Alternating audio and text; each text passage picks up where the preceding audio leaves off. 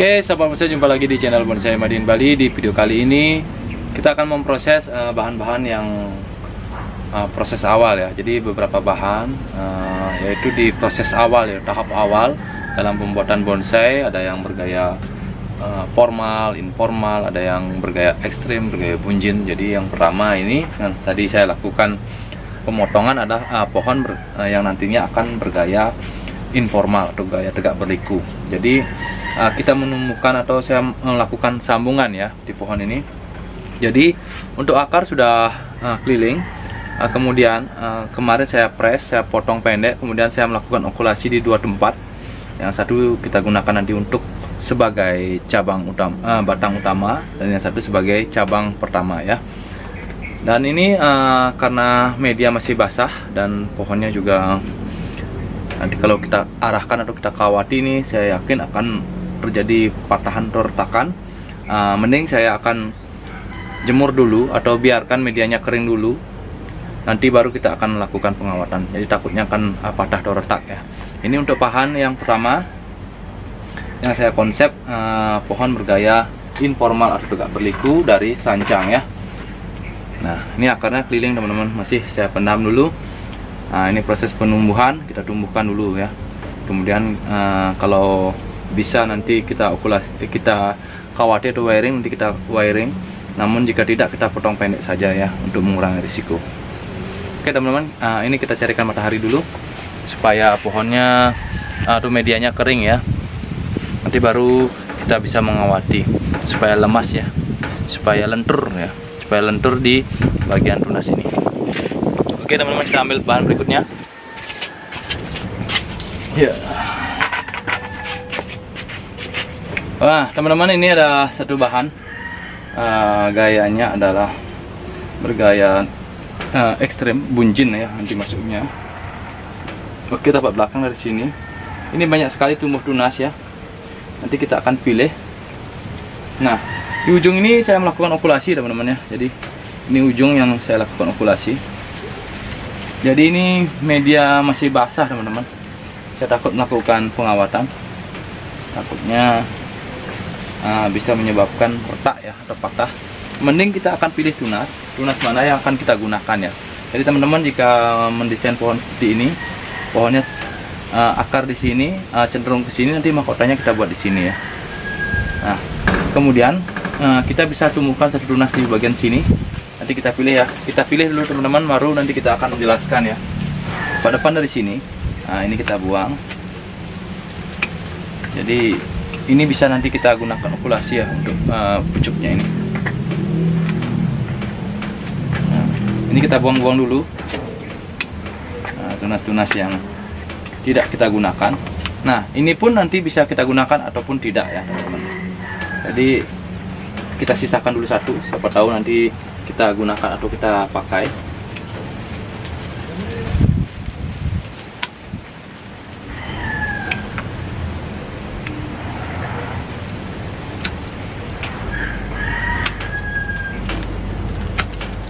Biasanya saya hanya menggunakan di dua tunas ini saja. Namun yang ini saya biarkan dulu, siapa tahu bisa kita pakai untuk aksen ya. Aksen ini juga bisa kita gunakan. Sebenarnya saya hanya butuh dua di sini dan di sini saja sebenarnya ya.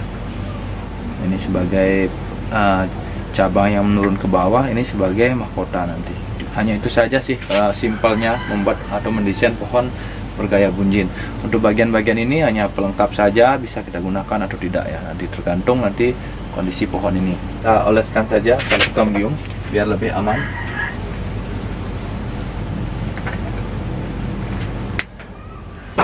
Di saat pengelosan ya, kita juga bisa melakukan pembuatan alur di bagian batang.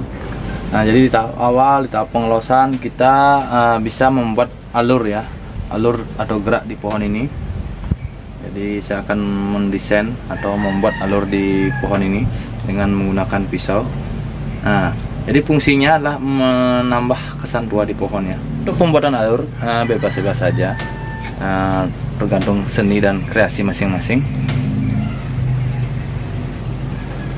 Nah, seperti ini. Nanti saya juga oleskan salep kambium ya, untuk lebih amannya.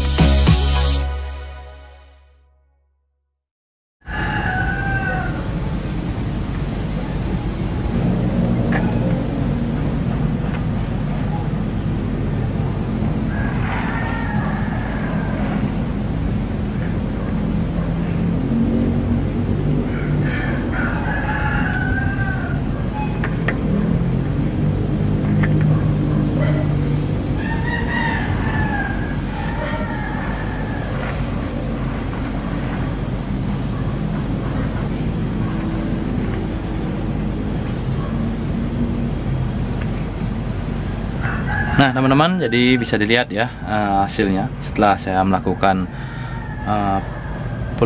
membuat alur di batang ini dengan cara mengupas kulit di pohon ini. Jadi ini masih saya anggap masih